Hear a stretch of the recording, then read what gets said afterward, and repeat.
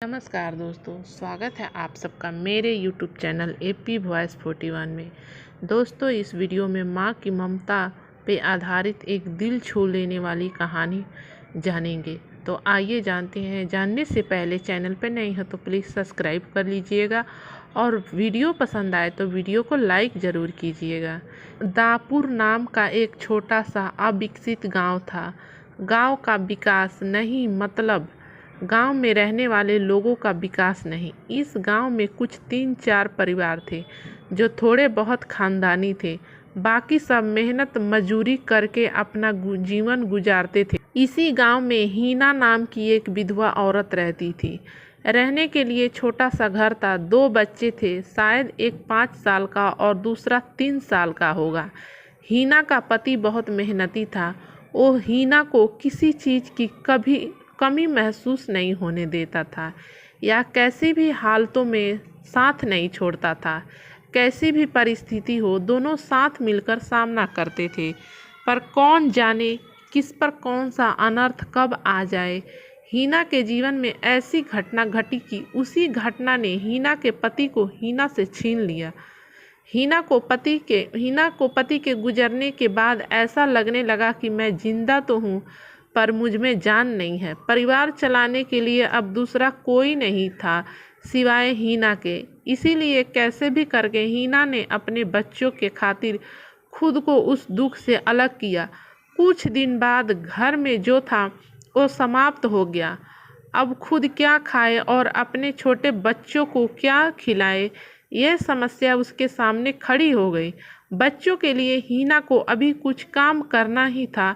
इसीलिए हीना अपने दोनों बच्चों को साथ में लेकर जहाँ काम मिलता वहीं जाया करती थी और दिन भर मेहनत करके जो भी मजदूरी मिलती उससे अपना और अपने बच्चों का पेट भरती थी। ऐसा ही समय बीतता गया और चलता रहा। लेकिन एक दिन हीना को शरीर में थोड़ी कमजोरी महसूस होने लगी। फिर वह काम पर गई।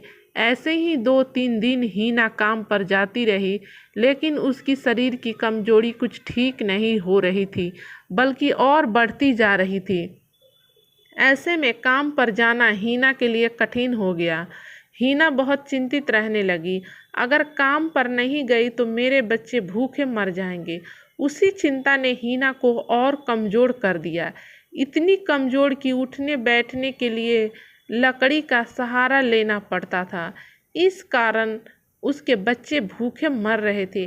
खाने को कुछ न मिलने के कारण और अपने बच्चों को भूखे मरते देखकर वह लकड़ी की सहायता से आज यहाँ से कुछ मांगा तो अगले दिन दूसरी ओर से कुछ मांग के अपने बच्चों को खिलाती, पर खुद भूखी सो जाती थी।